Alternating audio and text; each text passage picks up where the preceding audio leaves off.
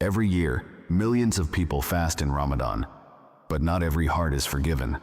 Not because Ramadan lacks mercy, but because some hearts arrive blocked. And before we talk about fasting, prayer, or Laylatul Qadr, there are two things that can ruin Ramadan before the moon is even sighted. If these two remain, Ramadan won't elevate you. It will simply expose you. All sins fall into two categories: desire that slips, ego that refuses. Ramadan is designed to discipline desires, but Ramadan cannot fix pride. And that's the danger. The Prophet Muhammad sallallahu alaihi wasallam taught us something remarkable. The beloved Prophet said, "No one will enter paradise with pride even equal to the weight of a mustard seed in their heart." A person can fulfill a desire and be rewarded if it is done in a halal way. Why? Because Allah placed desire inside you. Desire makes you slip, but it does not have to make you stay down. Adam alayhi salam slipped, but the moment he slipped, he returned, humbled, broken, accountable, and Allah forgave him. Now compare that with Iblis. Iblis didn't slip out of desire. He disobeyed out of pride. I am better than him.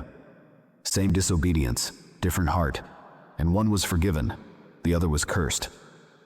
Allah tolerates desire when it's corrected. Allah does not tolerate arrogance.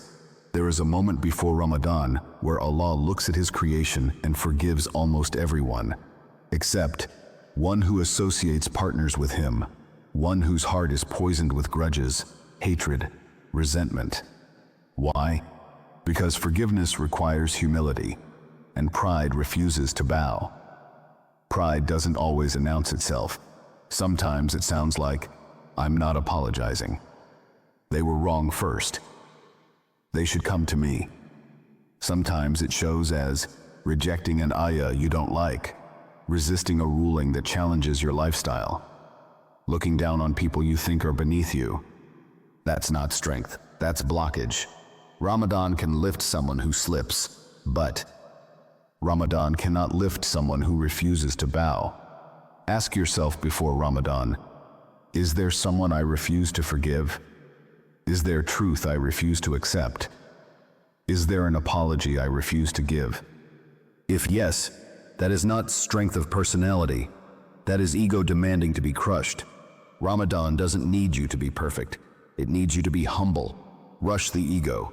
Channel the desire. Do that, and Ramadan will do the rest. May Allah cleanse our hearts before Ramadan, so we can actually benefit inside Ramadan. Ameen.